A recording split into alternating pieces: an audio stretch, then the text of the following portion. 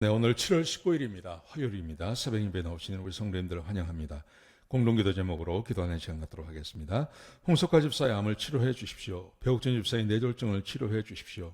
언어가 회복되고 오른쪽 팔다리에 힘이 생겨나도록 해 주십시오. 곽한나 집사의 허리를 치료해 주십시오.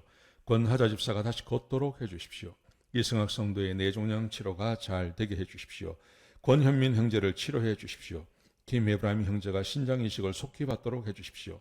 김시 집사의 뇌종양 치료가 잘 되게 해 주십시오. 우한 폐렴으로부터 우리를 지켜주십시오. 예수님의 이름으로 기도합니다. 아멘. 아멘. 오늘 본문의 말씀은 고린도후서 7장 2절부터 7절까지 말씀입니다. 사역자와 교인이 어떤 관계 아래서 화평하게 지낼 수 있는지, 서로 어떤 존재가 되어야 되는지에 대해서 오늘 기록하고 있습니다. 사역자 하면 목사님들 또 전도사님들 이런 분들을 말하죠. 교회 안에서 사역하시는 분들, 그런 분들하고 우리 성도님들하고 어떤 관계를 맺어야, 서로 어떤 기대를 가지고 살아가야 서로 잘 지낼 수 있는지가 오늘 본문 가운데 기록되어져 있습니다. 여러분, 사람 사이는 관계가 있어야 되죠. 근데 그 관계가 건강한 관계가 되려면 올바른 기대를 가지고 있어야 됩니다.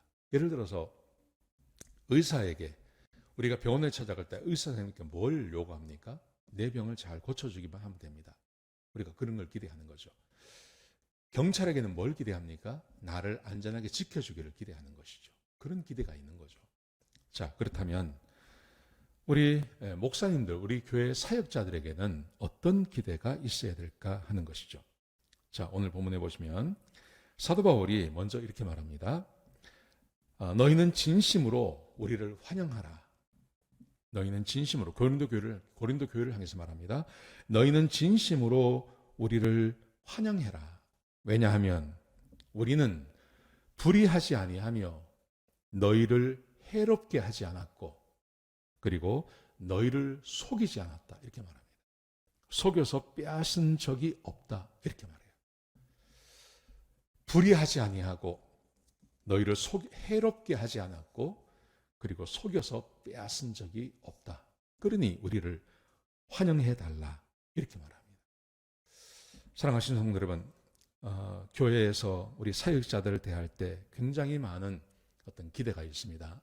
근데 그 기대가 맞지 않으면, 그러면 실망하기 마련이죠. 여러분, 그런데 올바른 기대가 뭘까요? 불의하지 아니하며, 여기서 불의하지 않는다는 말은 무슨 말이냐 하면 하나님의 말씀대로 산다는 겁니다. 하나님의 말씀을 따라 살며 해롭게 하지 않고, 나를 해롭게 하지 아니하고, 그리고 나를 속여서 무언가를 빼앗아가지 않는 사람, 하나님의 말씀을 잘 가르치며 그 말씀대로 살려고 애쓰는 사람, 이런 사람이면 환영해 주라는 겁니다. 사도 바울이 내가 그렇게 살았다고 이야기합니다. 교회를 향해서 그렇게 살았다고 이야기합니다. 그러면 환영해 주라는 겁니다. 교회 안에서 목사에 대해서, 전도사님들에 대해서, 또 사역자들에 대해서 이런 기대를 가지시면 된다는 거죠. 자, 그 다음에 보시면 그러면 교인들은, 사역자는 교인들에게 무엇을 기대하냐 하는 것입니다. 사도 바울이 4절부터 7절까지 말씀해 보시면 이런 기대를 했다고 이야기합니다. 자, 4절에 보시면 여러분들이 모든 어려움 가운데 나의 위로와 기쁨이 되었습니다. 나의 위로와 기쁨이 되었습니다. 그러면서 무슨 위로와 기쁨이 되었냐 하면 사도 바울이 한 사건을 이야기합니다. 무슨 사건을 말하냐 하면 사도 바울이 고린도를 들려서 마게도냐를 가려고 그랬습니다. 근데 고린도를 들리지 않고 마게도냐를 바로 갔습니다. 그래서 고린도교를 못 간 거예요. 마게도냐를 바로 갔을 때 사도 바울이 자기의 몸은 쉴 수가 없었고 사방은 어려움 가운데 있었고 밖으로는 끊임없는 다툼이 있었으며 안으로는 두려움이 있었다. 아마 사도 바울이 자기를 반대하는 사람을 만났던 것 같아요. 그래서 굉장히 힘든 싸움을 했었습니다. 그런데 하나님께서 고린도 교회를 통해서 자기에게 위로를 줬다고 말합니다. 근데 그 위로가 뭐냐 하면 하나님께서 디도를 우리에게 보내주신 거예요. 이 디도가 누구냐면요, 고린도 교회에서 보낸 사람이에요. 사도 바울을 위해서 보낸 사람이에요. 그런데 이 디도를 통해서 사도 바울이 어떤 위로를 받았냐 하면 네 가지를 말합니다. 디도 자체가 우리에게 위로가 되었습니다. 돕는 사람이 없는데 고린도 교회가 돕는 디도를 보내준 거죠.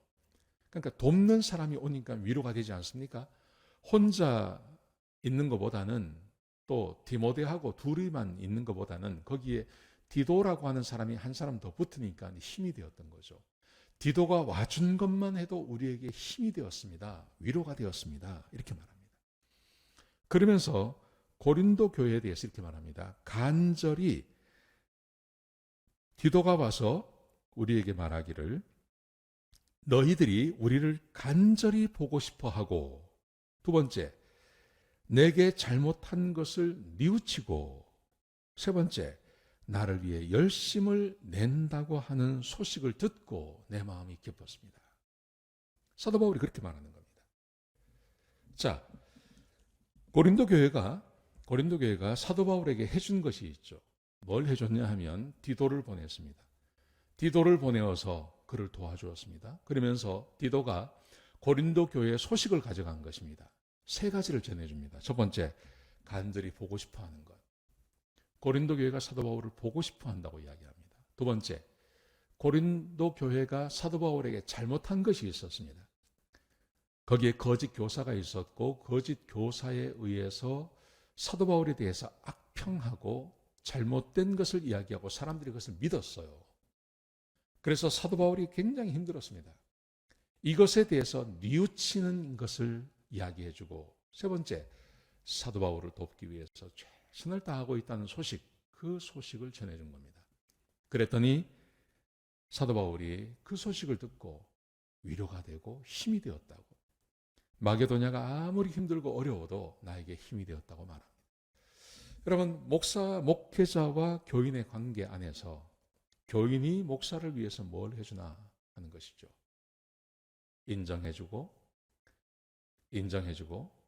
그리고 사도 바울이 말하는 것처럼 사도 바울이 가르치고 사도 바울이 주장한 것을 그대로 살아주는 거예요. 말씀을 따라 살아주는 거예요. 지금 그 말이거든요. 열심을 낸다는 말이, 사도 바울을 위해서 열심을 낸다는 말이 그 말입니다. 사도 바울이 전한 복음을 따라서 열심히 살려고 하는 그 모습을 보고 사도 바울이 위로가 되었다고 말하는 거죠. 여러분, 목사와 교인의 관계, 무슨 관계입니까? 어떻게 보면 세상적으로 보면 아무 관계도 아닙니다. 그런데 우리 안에는 하나님이 계십니다. 하나님께서 우리를 만나게 해주셨습니다. 하나님께서 만나게 해주셨고 함께 교회를 섬기게 해주셨습니다. 교인들이 목사를 대할 때 목사가 하나님의 말씀을 따라 살려고 하고 그 말씀을 가르치고, 그리고 교인들을 해롭게 하지 아니하고 교인들을 속여서 빼앗으려고 하지 않는다면, 그러면 인정해 줘야 된다는 거예요.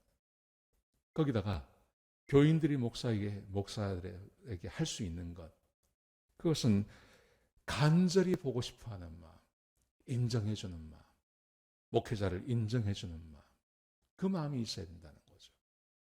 거기다가 목사가 가르치고 목사가 주일마다 이야기하고 가르치는 것을 한번 그렇게 살아보려고 애쓰는 마음, 이것이 교인, 목사에게 위로가 되고 힘이 되었다고 이야기하는 것입니다. 오늘 굉장히 짧은 구절입니다. 7장 2절에서 7절. 이 짧은 구절 안에 사도 바울과 고린도 교회가 서로 한마음이 되는 그 비결을 말하고 있는 것입니다. 올바른 것을 기대하는 거죠. 서로에게 올바른 것을 기대하는 거죠. 그리고 그 기대가 채워졌을 때 하나님께 감사하고 서로를 그리워하는 마음을 갖는 것. 저는 이것이 목사와 교인들이 가져야 할 마음이라고 생각합니다.